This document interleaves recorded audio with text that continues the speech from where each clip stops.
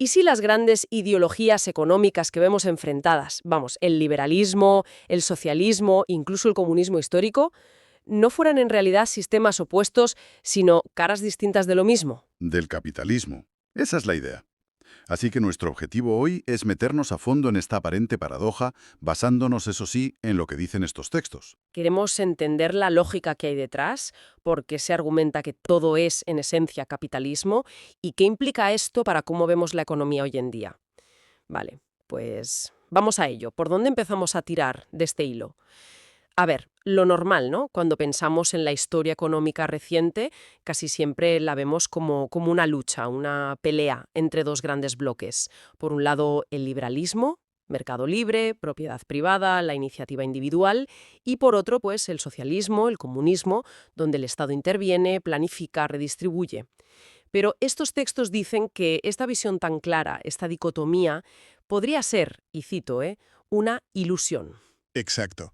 Es que el punto de partida del argumento es justo ese, y si hemos estado mirando donde no era.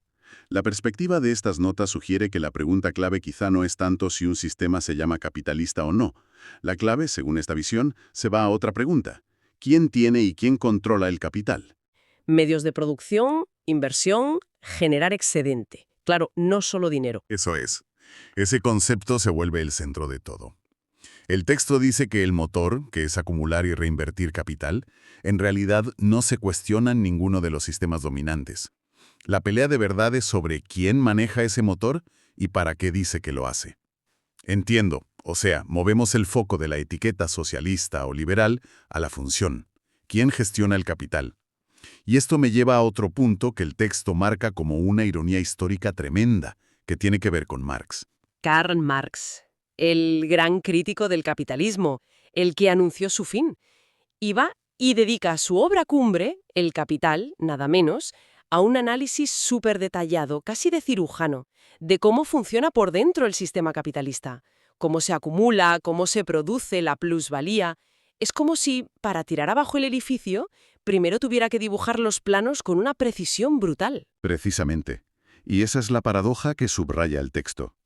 Marx hace una disección tan profunda de los mecanismos del capital, incluyendo conceptos como la plusvalía, que, bueno, simplificando mucho, es el valor extra que genera el trabajador y que se apropia el capitalista como beneficio, que al final, casi sin quererlo, lo que hace es consolidar la importancia del capital en todo el pensamiento económico que vino después. Curioso, sí. La consecuencia, según esta interpretación, es que el debate que generó su obra ya no pudo esquivar el concepto de capital.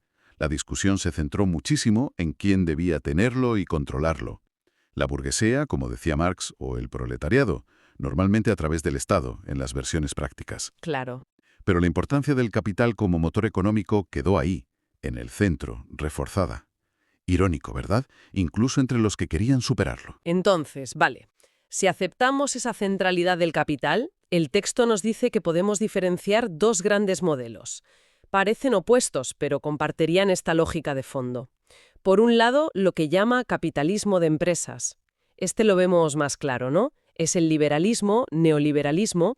El control lo tienen actores privados, empresas, accionistas, fondos, y el objetivo es, bueno, ganar dinero, maximizar el beneficio. El Estado, en teoría, se queda un poco al margen, pone reglas y poco más.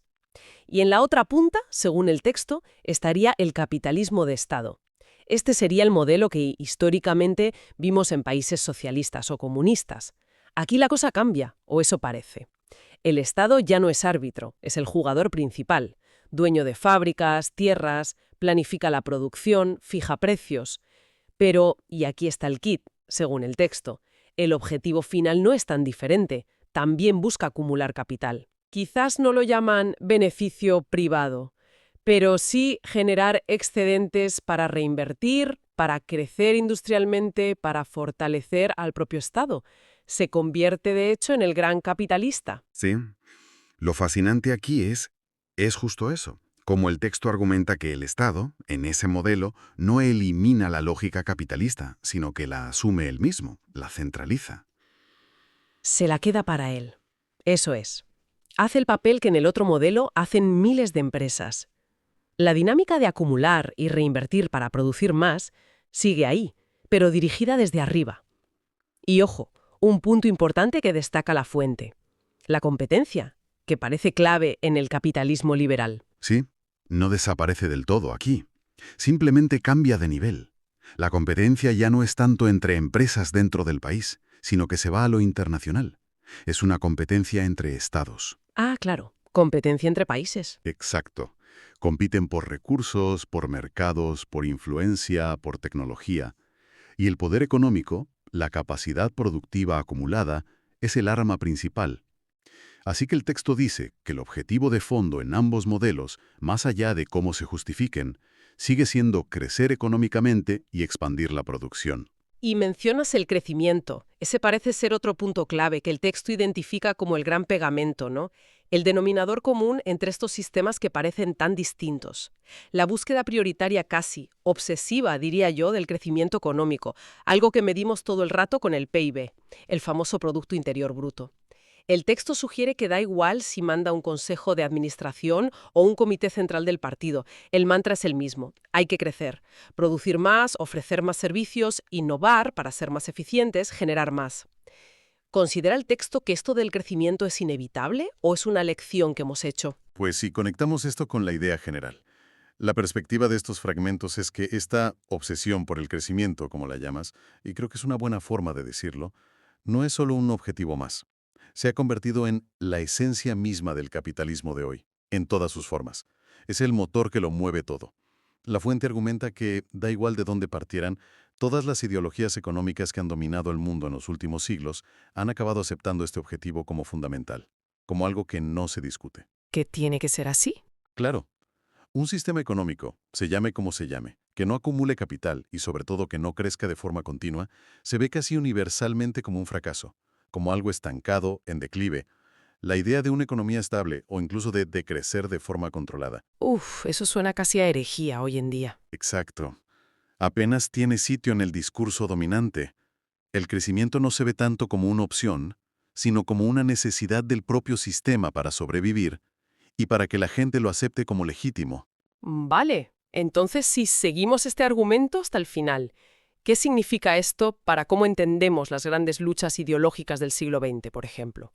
El texto parece decir que la pelea que hemos visto no ha sido realmente entre procapitalistas y anticapitalistas de verdad, o sea, sistemas que buscaran superar la lógica del capital y el crecimiento, sino que ha sido más bien una disputa, a veces muy dura, sobre cómo apropiarse, gestionar y repartir lo que produce ese capital. La pregunta de fondo no sería capitalismo sí o no, sino ¿qué tipo de capitalismo queremos? ¿El de empresas privadas o el dirigido por el Estado? Exactamente. El texto explica cómo cada ideología monta su propia historia para justificar su método preferido. El liberalismo dice que la propiedad privada y la competencia son lo más eficiente para crear riqueza e innovar, y que eso al final beneficia a todos, aunque sea de forma desigual. Confía en la mano invisible, digamos. La justificación clásica. Eso es. Por otro lado, las ideologías socialistas o comunistas, tal como se aplicaron históricamente, según este análisis, empiezan criticando la propiedad privada como injusta, como la causa de la explotación. Proponen la gestión colectiva o estatal para repartir mejor y planificar según las necesidades. Vale. Pero y aquí viene el punto clave del argumento que exploramos. El texto sostiene que el fin último de esa gestión estatal, en la práctica, no fue tanto acabar con la lógica de acumular capital, sino más bien redirigirla. Controlar el capital desde el Estado, para invertir masivamente en industria, en tecnología, todo para fortalecer al propio Estado-nación frente a otros. El objetivo seguía siendo la expansión económica, pero dirigida desde el centro. Entiendo. Sistema de creencias que justifica una forma concreta de controlar el capital. Justifica porque es mejor que lo hagan las empresas, hablando de eficiencia, libertad, o porque es mejor que lo haga el Estado, hablando de igualdad, justicia, interés nacional.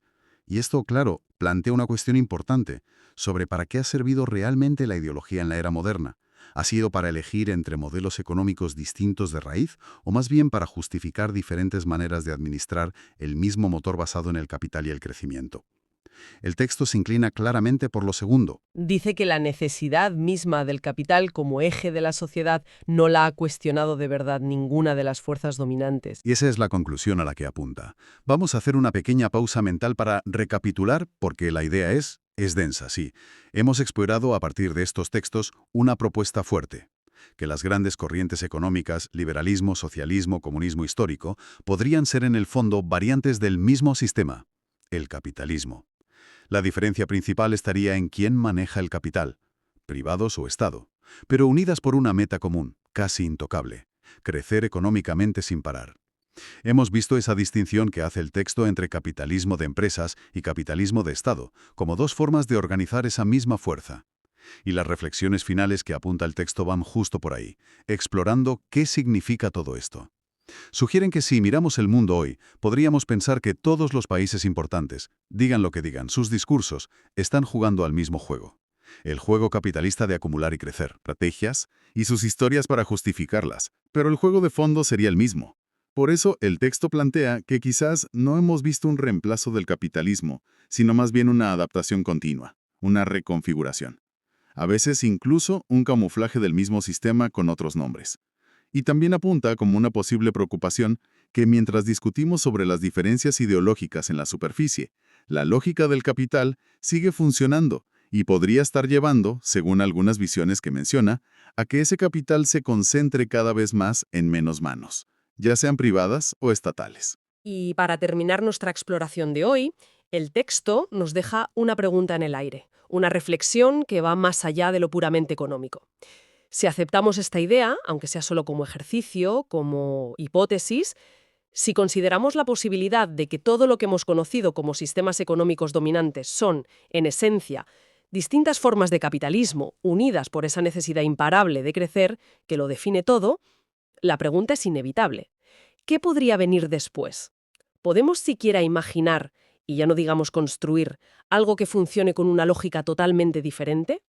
¿Cómo sería una sociedad, una economía, que no estuviera definida por este motor del crecimiento constante que parece marcar toda nuestra era?